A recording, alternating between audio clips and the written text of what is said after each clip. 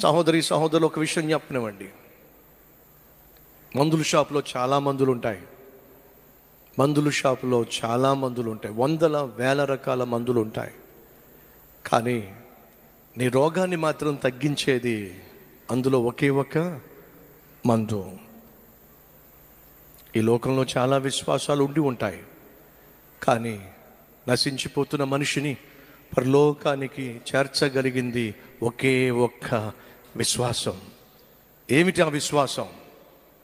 బైబిల్లో యేసుక్రీస్తు సెలవిచ్చాడు, నేనే మార్గము, నేనే సత్యము, నేనే జీవము, నా ద్వారా తప్ప ఏ ఒక్కడూ కూడా పరలోకానికి రాలేడు. ఎందుకని? పరలోకాన్ని విడిచిపెట్టి ఈ భూమి మీదకి వచ్చింది నేను. పాపిష్టి మనిషి కోసం ప్రాణం పెట్టింది నేను. పాపిష్టి మనిషి కోసం ప్రాణం పెట్టి మరణాన్ని గెలిచి తిరిగి లేచింది నేను.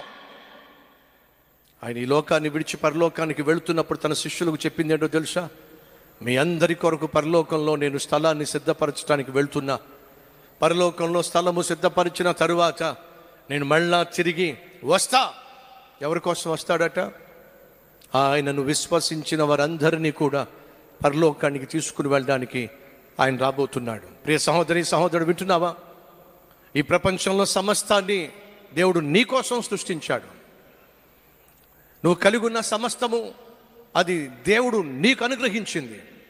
నువ్వు తప్పు చేసినప్పుడు, పాపం చేసినప్పుడు నీకు రావాల్సిన శిక్ష నువ్వు భరించలేవని యేసుక్రీస్తు ఈ లోకానికి వచ్చాడు.